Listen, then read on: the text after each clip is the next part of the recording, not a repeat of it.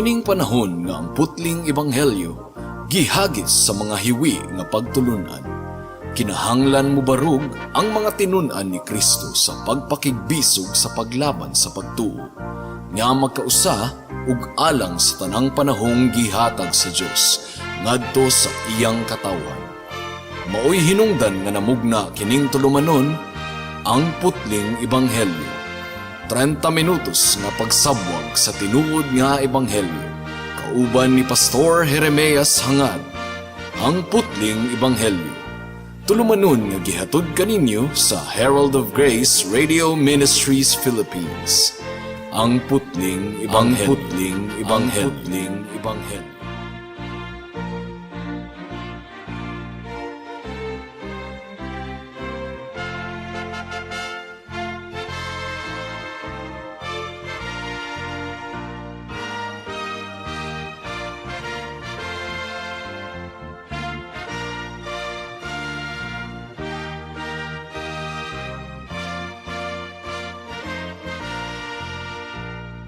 Alang sa pagpamalandong sa pulong sa Ginoo nining taknaa, please turn with me to Mark chapter 14 verse 32 hangtod sa 42. Apan sa dili pa akong gipaabot ang akong pagpanimbaya once again sa akong 94 years old nga lolo nga si Isabelo Laures Sr. Mark chapter 14 verse 32 hangtod sa 42. Ang giingon dinhi: miabot si Jesus sa tanamanan sa Getsemani uban sa iyang mga tinun-an, ug miingon siya kanila, panglingkod kamo dinhi samtang magampo ako. Unya iyang gipauban kaniya sila si Pedro, si Santiago ug si Juan. Gibati niya ang hilabihang kaguol ug kabalaka, ug miingon siya kanila, dako kaayo ang akong kasubo nga halos ikamatay ko. Pabilin kamo dinhi ug pagtukaw.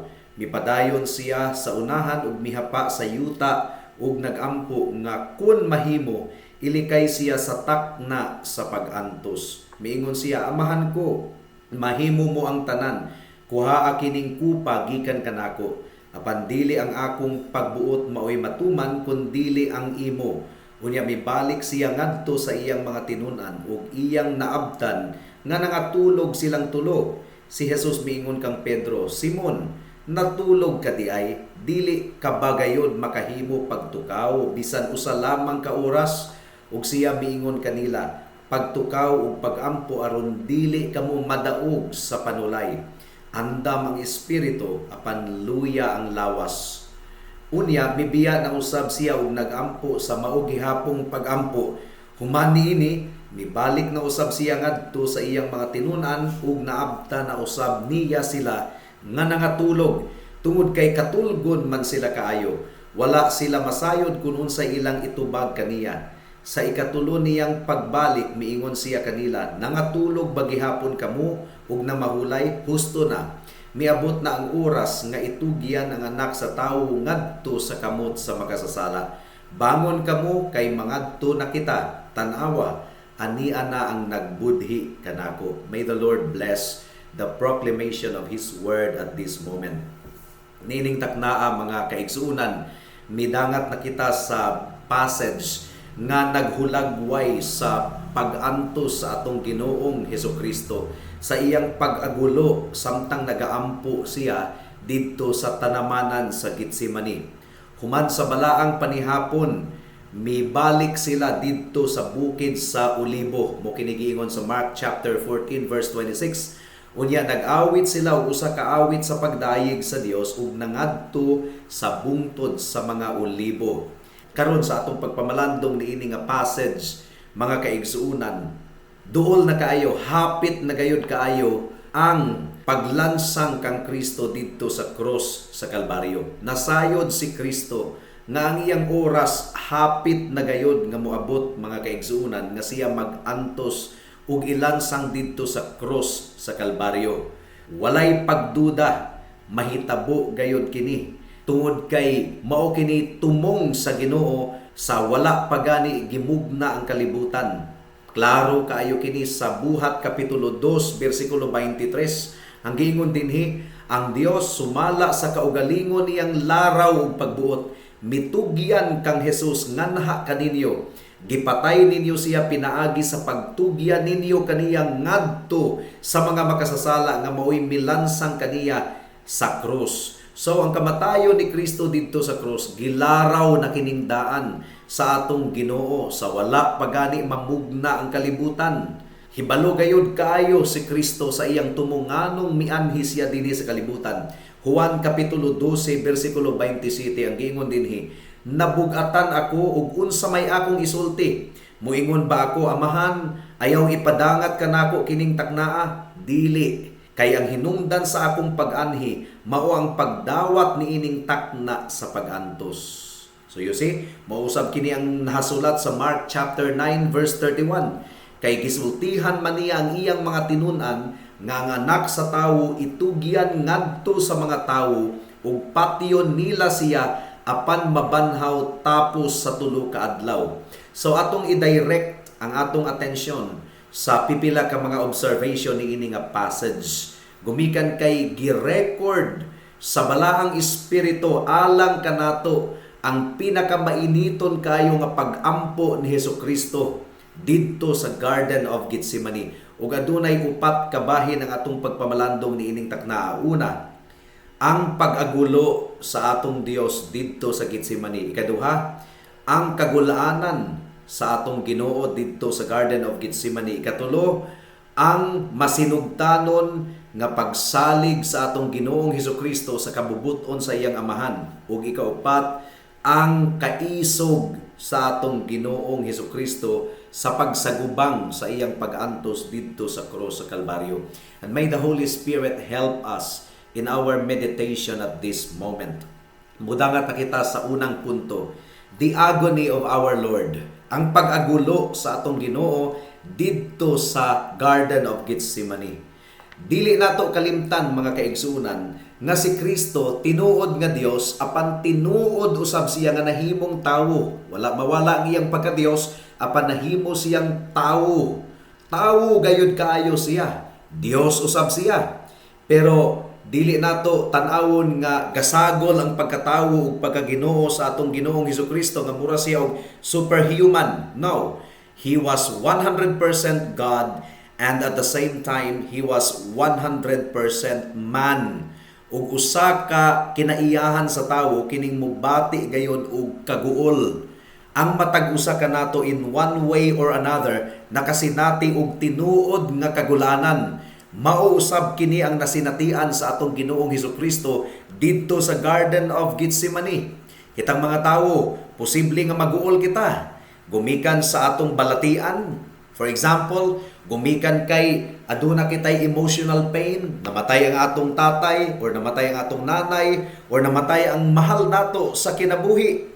Si Hesukristo usab nakabati gayod og tinuod nga kaguol didto sa Garden of Gethsemane. And obviously, gumikan kay atubangon na niya, hapit na gayod niyang atubangon ang iyang pag-antos didto sa krus sa Kalbaryo. Tinuod gayod kadto nga kaguol mga kaigsunan. Mark chapter 14 verse 33 hangtod sa 34. Ang giingon dinhi, unya iyang gipauban kaniya sila si Pedro, si Santiago ug si Juan. Gibati niya ang hilabihang kaguol ug kabalaka ug miingon siya kanila, dako kaayo ang akong kasubo nga halos ikamatay ko.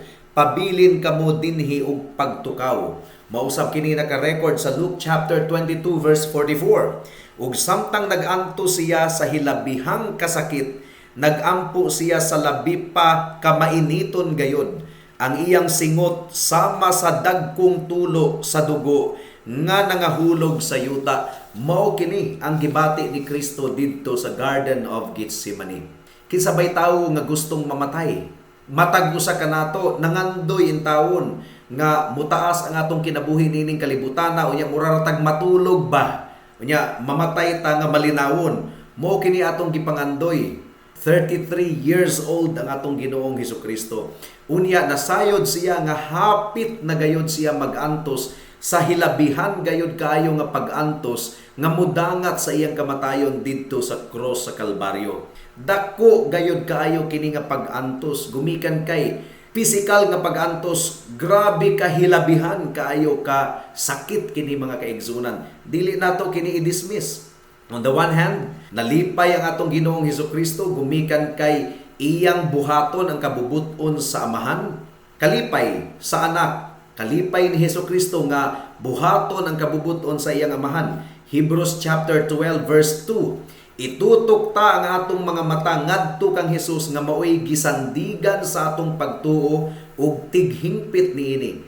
Wala siya musibog bisan pa sa iyang paganto sa krus, ug wala niya igsapayan ang kaulaw sa pagpakamatay didto sa krus tungod sa kalipay nga madawat niya, ug naglingkod siya sa tuo sa trono sa Dios. So on the one hand, dunay kalipay ang atong Ginoo nga iyang mabuhat ang kabubuton sa Amahan.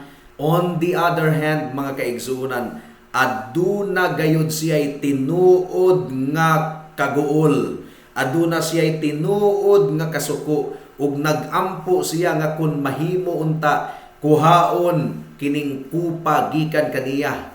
Apan dili ang iyang pagbuot maoy matuman kun dili ang pagbuot sa Amahan. Naguol gayud kaayo ang atong Ginoong Hesukristo. Gumikan kay sakit gayud kaayo ang iyang masinatian. In just a few hours from that, pipila na lang ka oras, mga kaigsunan, ilansang na siya dito sa cross. Bunal-bunalan siya, latiguhon siya, ludan siya, ug ilansang siya dito sa cross sa Kalbaryo. Pero kining pisikal nga pag-antos, mga kaigsunan, wala ra na kakumingking sa mas bugat pang pag-antos nga pagadangatan sa atong Ginoong Hesukristo. Gumikan kay si Satanas nagapanglihok alang sa pag-atake sa atong Ginoong Hesukristo at that time. John chapter 14 verse 30, dili na ako makigsulti kaninyog dugay kay taliabot ang nagmando niining kalibutan. Si Satanas ni wala siya'y gahom nga makabuntog kanako. So, sigurado gayud kayo nga magmadaugon ang atong Ginoo sa pagpakigsangka. John chapter 12 verse 31 to 32, karon mao ang panahon nga hukman ang kalibutan. Karon palagputon ang nagmando niining kalibutana, ug kun iisa na ako gikan sa yuta, kabigon ko ang tanang tawo nga ri kanako. So si Satanas hapit na gayud madugmok ang iyang ulo. Gumikan kay gitagna na kini sa Genesis chapter 3 verse 15. Himuon kung magkaaway ikaw ug ang babayi, ug mahimong kaaway ang imong kaliwat ug ang iyang kaliwat. Dugmukon niya ang imong ulo ug paakon mo usab ang iyang tikod. Si Jesus ang mudugmok sa ulo sa bitin, dili si Maria, mga kaigsuonan. Si Jesus mo'y mudugmok sa ulo sa bitin nga mao si Satanas. Well, most agonizing gayud kini. Gumikan kay si Kristo, isipon siya nga sala, isipon siya nga makasasala atubangan sa Dios. Siya ang musalo sa tanang tunglo ug kapungot sa Dios, batok sa sala, talikdan siya sa Amahan. Iyang imnon ang pait kaayo nga kupa sa pag-antos. Ang hinungdan nganong gaantos si Kristo dito sa cross, mao gayud ang atong kasalanan, mga kaigsuonan. Jesus was about to become sin. He was about to be totally separate from the Father. Talikdan gayud siya sa iyang Amahan.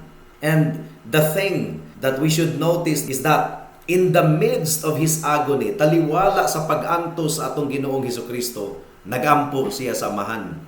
Ang problema manggod nato, sa oras sa atong pag-antos o pagbangutan, dili kita mo ampo. Dili gyud kita mo ampo. Ang giingon sa James chapter 4 verse 2, gusto kamong manag-iyag mga butang, unya kay dili man ninyo maangkon, buot kamong mupatay. May gikaibgan kamo pag-ayo, apan wala ninyo kini makuha, busa nakigbingkil ug nag-away kamo. Wala kamo makabaton sa inyong gitinguha, kay wala man kamo mangayo niini sa Dios. Ngano kaha nga dili man ta mo ampo, no? Tungod kay wala kayo ta tinuod nga nagtuo sa Ginoo. Si Jesus taliwala sa iyang pag-antos, nagampo siya ingon nga anak sa iyang Amahan. Adunay intimacy, adunay closeness. Iyang gitawag ang iyang Amahan og Aba. Mao kini ang pinaka-close nga expression sa relationship sa Dios Amahan. It is the term that all of God's children speak in confidence, kining Aba, Amahan. Galatians chapter 4 verse 6, Aron sa pagpaila nga kamo iyang mga anak, gipadala sa Dios ang Espiritu sa iyang anak nganhi sa atong kasing-kasing. Ang Espiritu nga nagtuaw, amahan ko. So mao katoy unang punto. Ikaduhang punto mga kaigsuonan, ang kagulaanan sa atong Ginoong Hesukristo.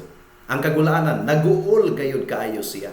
Ug to the point nga naghangyo siya sa iyang mga igsuon, sa iyang mga tinun-an, nga iampo siya. Nagpaampo ang atong Ginoong Hesukristo. So you see, mo kini ang atong example mga kaigsuonan. Acts chapter 12 verse 5. Busa si Pedro nagpabilin nga binilanggo apan ang mga sakop sa simbahan, nagampo nga mainiton ngadto sa Dios alang kaniya. Kinahanglan nga pangayoon usab nato ang pagampo sa atong mga kaigsuonan alang kanato. Ang giingon sa 1 Thessalonians 5:25, mga igsuon pagampo usab kamo alang kanamo. So nangayo si Pablo og prayer request or pagampo. 2 Thessalonians chapter 3 verse 1, sa katapusan mga igsuon iampo kami. Iampo nga ang mensahe sa Ginoo mo kaylap dayon ug pasidunggan sama sa nahitabo diha kaninyo. Ug atong gihangyo ang mga kaigsuonan sa pagtuod dinhi sa kahanginan nga iampo usab ninyo si Pastor Jeremiah nga sa pagwali dinhi sa kahanginan kabuuton sa Ginoo ang daghang mga katawhan ug maluwas sila pinaagi sa grasya nga magbunga kining atong pagpaningkamot dinhi sa kahanginan. Hebrews chapter 13 verse 18, padayon kamo sa pagampo alang kanamo, nasayod kami nga limpyo ang among konsensya kay gibuhat man namo sa kanunay ang matarong. So you see, dili nato ikaulaw nga maghangyo kita nga iampo kita sa atong mga kaigsuonan. Colossians chapter 4 verse 2 hangtod sa 4. Padayon kamo sa pagampo ug pagmabinantayon uban ang pagpasalamat sa Dios. Pagampo usab kamo alang kanamo aron ang Dios maghatag kanamo kahigayunan sa pagsangyaw sa iyang mensahe ug sa pagpadayag sa tinago ni Kristo. Kay mao kini ang hinungdan nga nabilanggo ako. Busa pagampo kamo aron isulti ko kini sa tin-aw gayod ingon sa angay kong buhaton.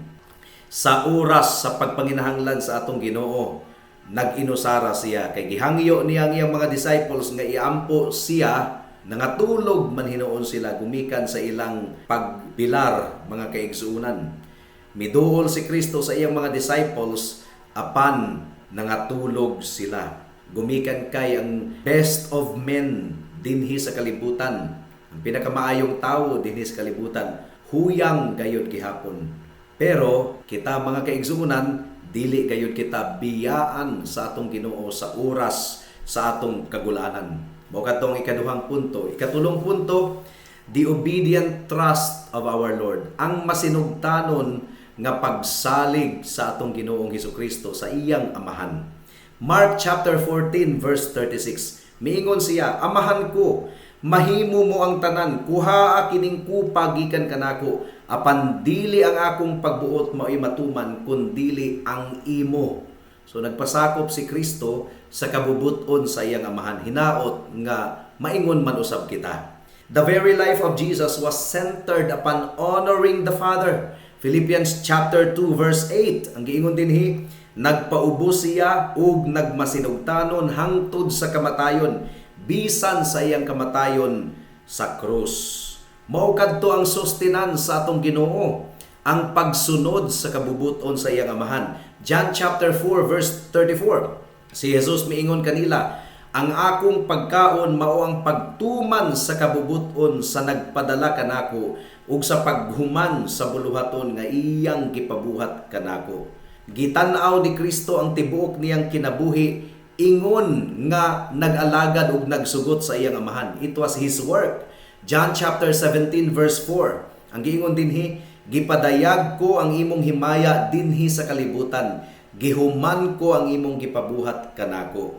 Ug ang pagsalig sa atong Ginoong Hesukristo anaa lamang gayud sa iyang amahan.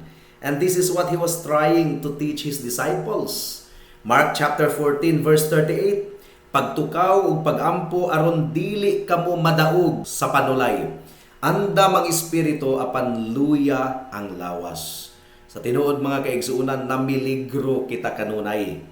Mao nga kinahanglan gayud kitang muyango sa Dios alang sa kusog, aron protektahan kita sa atong Ginoo, aron mahimo kitang magmabinantayon kanunay, aron mahimo kitang abtik kanunay. 1 Thessalonians chapter 5 verse 6, busa dili kita mga tulog sama sa uban kun dili magtukaw ug magmaligdong kita.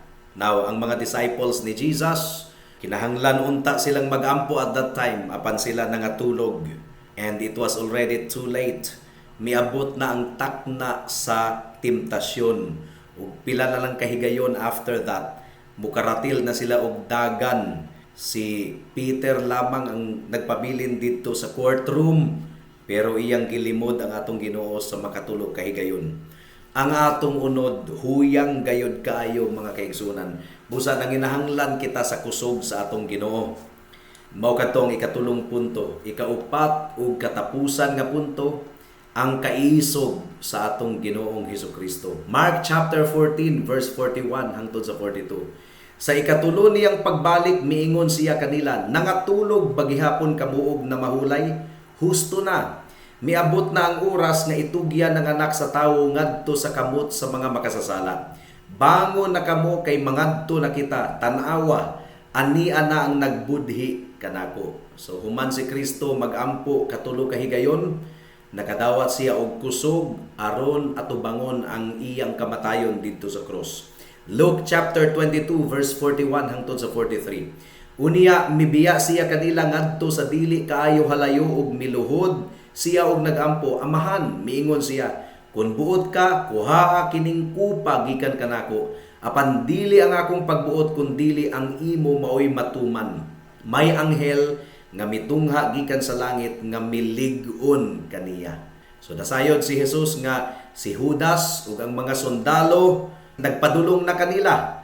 Ang pagtintal sa atong Ginoong Hesukristo, muikyas unta siya. Pero nasayod si Kristo sa iyang tulumanon. Ang giingon ni Kristo sa iyang mga disipulo, get up, bangon na, let us be going. Wala siya miingon nga, bangon na, muikyas kita, mukaratil ta og dagan. No. Kinahanglan nga timan-an nato nga ang gipangayo sa Ginoo, ang gidemand sa Ginoo sa discipleship, nga talikdan nato ang tanan tungod ug alang sa atong Ginoo. Matthew chapter 8 verse 19 hangtod sa 22. Unya may usa ka magtutudlo sa balaod nga miduol kaniya og miingon, magtutudlo, andam ako sa pagkuyog kanimo bisan asa ka moadto. Si Jesus mitubag kaniya, ang mga milo may mga taguanan ug ang mga langgam may mga salag, apan ang anak sa tawo walay dapit nga kapahulayan. Ug may laing tinun-an nga miingon, Ginoo, mopauli una ako aron paglubong sa akong amahan. Si Jesus mitubag, sunod kanako ug pasagdi ang mga patay nga maoy mulubong sa ilang mga minatay.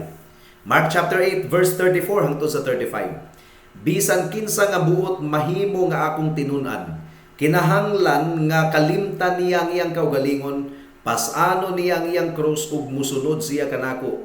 Kay ang buot muluwas sa iyang kaugalingong kinabuhi, mawad-an hinuon niini. Apan kadtong maghalad sa iyang kinabuhi alang kanako ug sa maayong balita dili mawad-an niini. Ang Kristyanismo mga kaigsuonan nagkinahanglan gayon og kaisog nga atong biyaan ang tanan tungod og alang sa atong buhi nga Dios. 1 Corinthians chapter 15 verse 58 ang giingon dinhi. Busa mga minahal kong kaigsuonan, tindog kamo nga lig-on og dili matarog. Pagkugi kamo kanunay sa inyong pag-alagad sa Ginoo kay nasayod kamo nga ang inyong pag-alagad dili gayod makawang. So ang pagbuhat nato sa buluhaton sa atong Ginoo, nagademand kini nga atong talikdan ang atong kaugalingong mga comfort. Kining magbalay-balay kita og maghatag og mga tracts, mag-Bible study, dili kini sayon mga kaigsunan. Pwedeng katawaan kita sa mga katawhan. Kining pagwali nato dinhi sa kahanginan, dili kini sayon mga kaigsuonan. Adunay sakripisyo nga gigahin alang niini. Pero adunay saad ang Dios nga ganti nga ang atong pagpangabudlay dili gayud makawang. Ug daghang gadumot sa mga magwalali sa pulong sa Ginoo nga nagbatbat sa kamatuoran.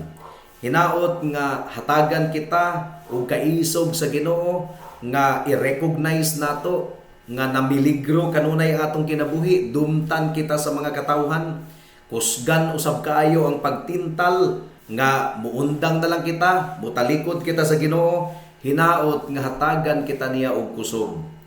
Ug alang sa mga kahigalaan nato nga wala pa sa Ginoo, mas okay kining mag-antos kita alang sa Ginoo ni ining kalibutana, mga lagad sa Ginoo, talikdan ang sala, hinulsulan ang sala ug musalig lamang kang Kristo ingon nga Dios ug manluluwas.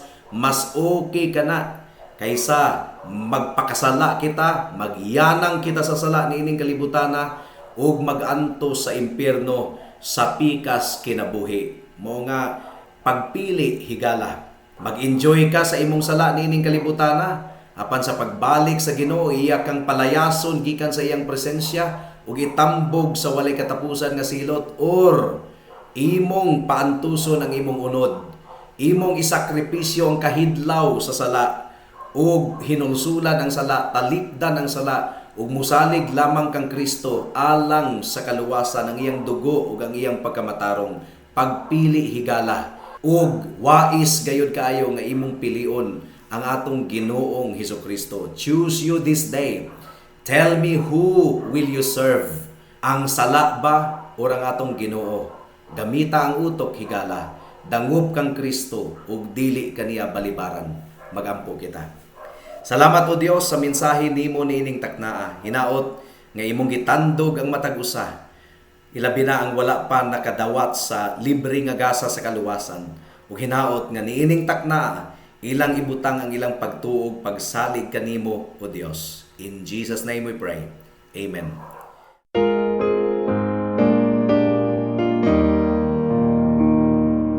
Give of your best to the Master. Give of the strength of your youth. Throw your soul's fresh glowing ardor into the battle for truth. Jesus has set the example.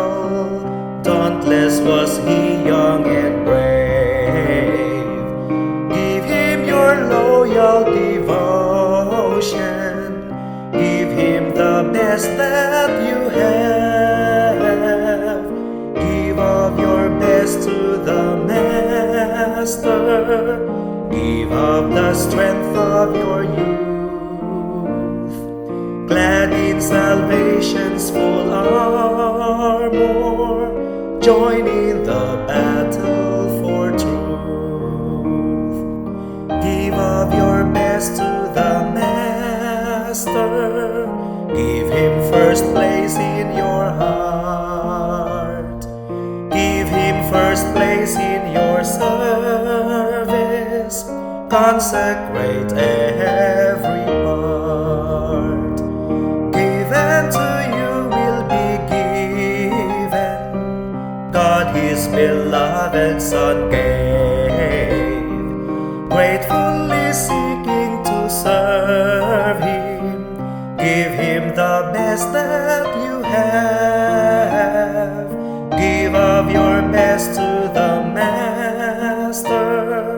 Give of the strength of your youth. Glad in salvation's full armor, join in the battle for truth. Give of your best to the Master. Naught else is worthy his love.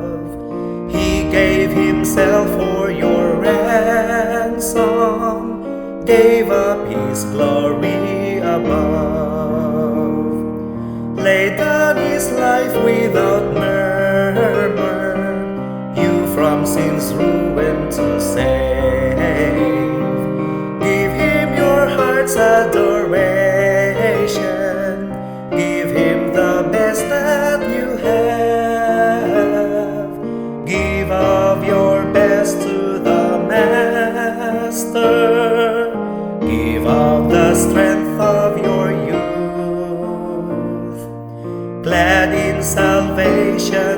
full armor, join in the battle for truth.